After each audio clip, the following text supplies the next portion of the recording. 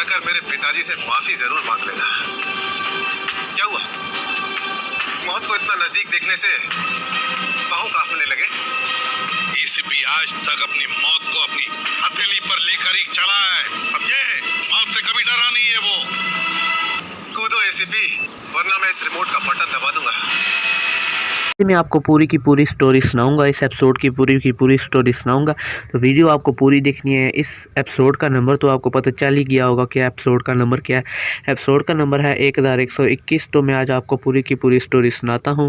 इस एपिसोड के शुरू में पार्टी होती है जो सिद्धार्थ ने रखी होती है और पूरी सीआईडी की टीम को वो इन्वाइट करता है अपनी पार्टी में, जहाँ पर पूरी सीआईडी की टीम आती है और श्रेया और सिद्धार्थ की, जैसा कि आपको पता है, शादी होती है इन दिनों एपिसोड आगे वाले एपिसोडों में।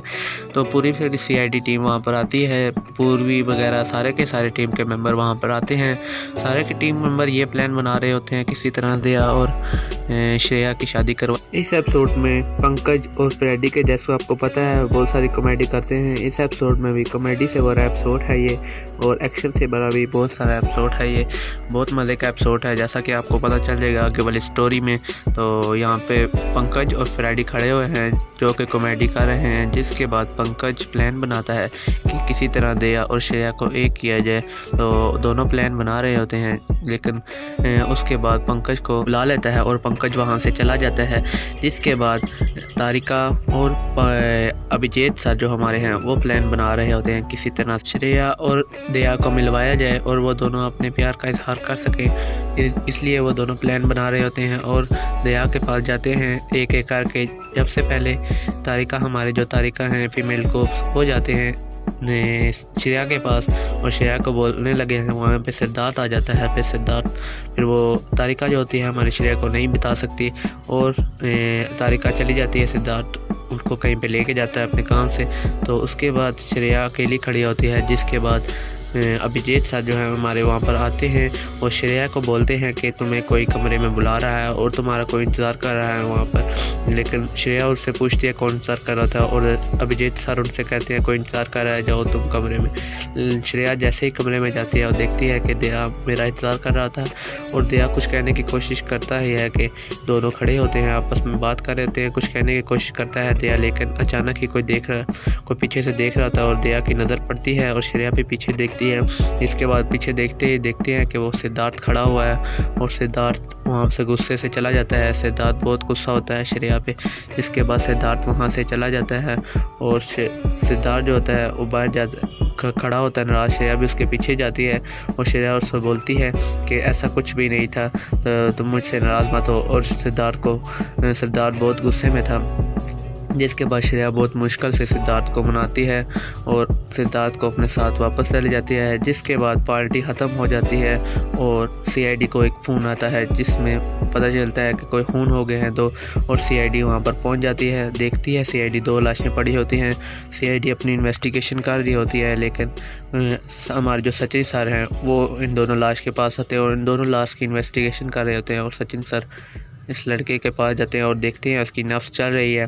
जिसके बाद वो ज़िंदा है, उसको अस्पताल लेकर जाते हैं और ऑपरेशन थिएटर में डॉक्टर उसको शिफ्ट करता है। उसका ऑपरेशन चल रहा होता है और एसीपी सर हैं वो हमारे उनके पास आते हैं और पूछते हैं कि ऑपरेशन का क्या हुआ, लड़का अभी ज़िंदा है या मर चुका है। तो सचिन सर और फ्रेडी सर उनको बोलते हैं कि अभी ज़िंदा है, लेकिन उसी पल में डॉक्टर सर जो हमारे ऑपरेशन ख़त्म करके बाहर आ जाते हैं और सीधा वो एसीपी प्रद्युमन साहब के पास आते हैं और उनको बोलते हैं कि लड़के का ऑपरेशन सक्सेसफुल हो चुका है, लेकिन एक बुरी खबर है। सारे चौंक जाते हैं और उनसे पूछते हैं कि कौन सी बुरी खबर है।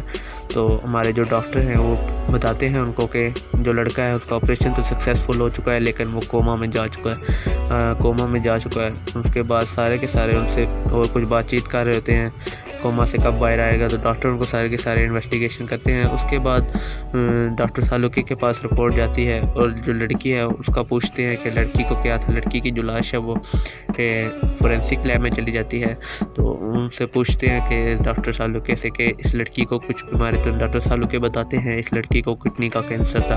तो दया सर और बाकी जो टीम के मेंबर पंकज वगैरह वो सारे के सारे उसकी फ़ाइल चेक कर रहे होते हैं कि उसको किडनी कैंसर है। ये फ़ाइल बनाई होती है जो हमारे जो है फोरेंसिक डॉक्टर सालों के इन्होंने फ़ाइल बनाई होती है। उसके बाद पूरी सीआईडी की टीम अपनी इन्वेस्टिगेशन करने चली जाती है और रास्ते में उनको फ़ोन आता है और उनको भी बताते हैं फोरेंसिक में कि इस लड़की को किडनी कैंसर था। और एक और फ़ोन आता है जिसमें पता चलता है ये दोनों बहरूपिया थे, यानी कि जो लड़का जो कोमा में ये भी बहरूपिया था और लड़की भी बहरूपिया थी, किसी की जगह पैसों की वजह से किसी की जगह ली हुई थी।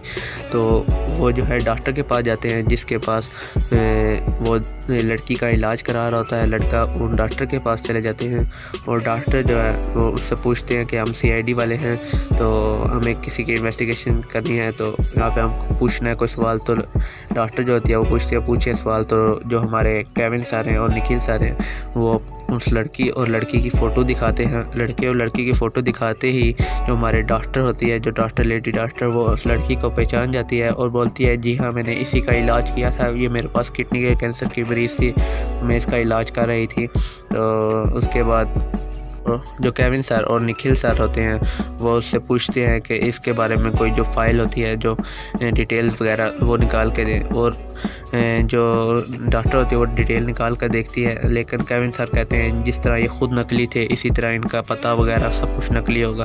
तो उसके बाद केविन सर पूछते हैं इनके जो पेमेंट थी वो कैसे हुई थी। तो डॉक्टर कहते हैं इंश्योरेंस के ज़रिए, और इंश्योरेंस के कागज़ दिखाते हैं। तो केविन सर होते हैं वो चेक कर रहे होते हैं इंश्योरेंस के कागज़। उसके बाद चेक करते ही आगे वाले पेज पर जाते हैं और इंश्योरेंस कंपनी का नाम लिखा होता है, जिसमें इंश्योरेंस कंपनी का नाम था बिज़ हेल्थ इंश्योरेंस।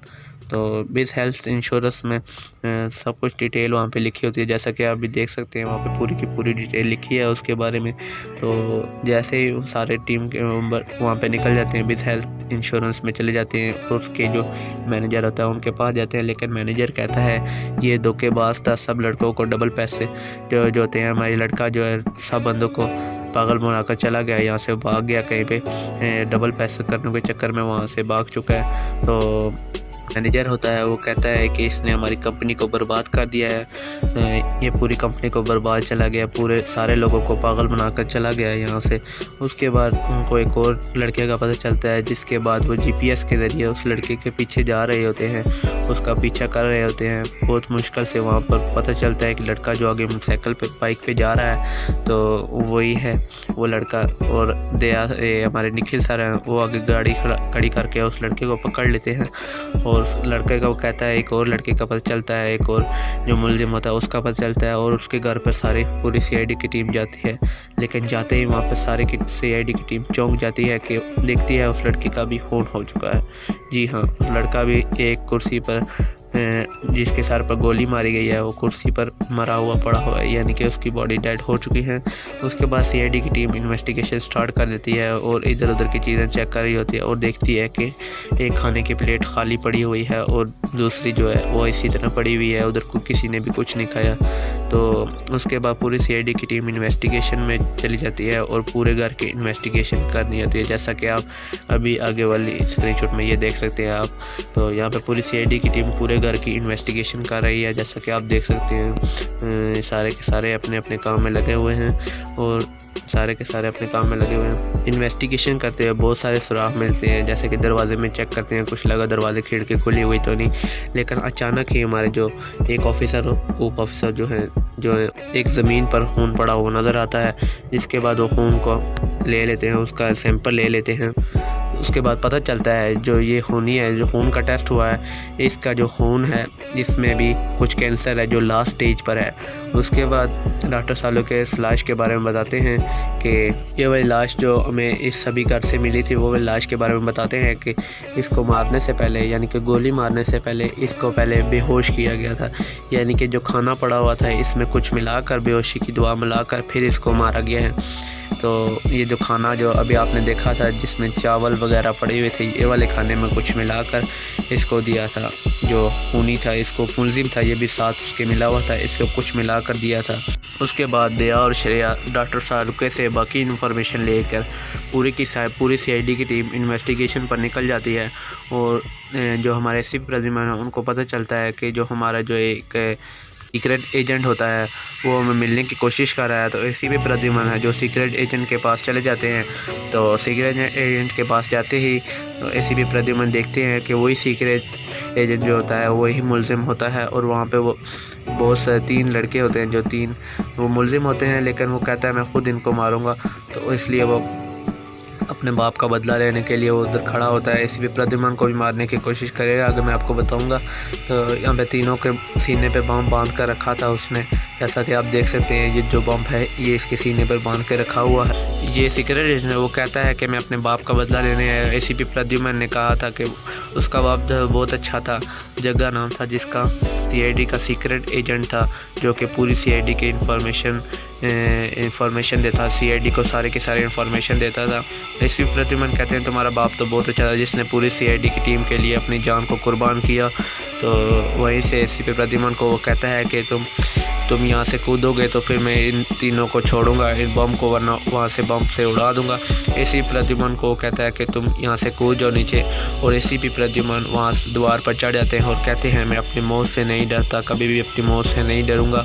तो वो उसके बाद एसीपी प्रद्युमन को कहते हैं कि कैसे मैं तुम पे यकीन कर लूँ कि तुम मेरे कूदने के बाद तुम इन तीनों को छोड़ दोगे, तीनों को छोड़ दो। वो कहता है तुम्हारे पास और कोई चारा नहीं, जैसे कि आपने शुरू में भी देखा था।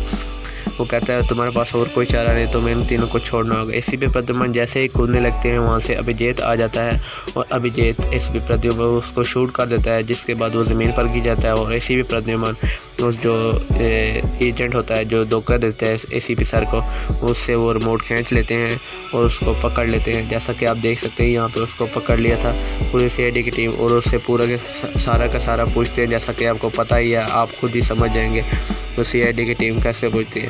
यहीं पे हमारे एपिसोड का एंड हो जाता है, जिसके बाद तारिका और पूर्वी होते हैं वो श्रेया को समझाने आते हैं कि तुम दया से शादी कर लो, ऐसे मत करो। तो ये यहीं पे श्रेया कहती है मैं सोचूंगी कुछ इनके बारे में, और तीनों एक दूसरे के गले मिल जाते हैं। यहीं पर हो जाता है हमारे एपिसोड का एंड। तो आज की वीडियो आपको हमारी कैसी लगी कमेंट करके ज़रूर बताएं। वीडियो को लाइक करें, चैनल पर पहली बार आएँ तो चैनल को सब्सक्राइब करके और साथ में लगे हुए बेल आइकन को भी दबा दें, आने वाली वीडियो का नोटिफिकेशन आप तक सबसे पहला चला जाए। तो वीडियो को लाइक करें, तब तक मिलते हैं एक और नई वीडियो में।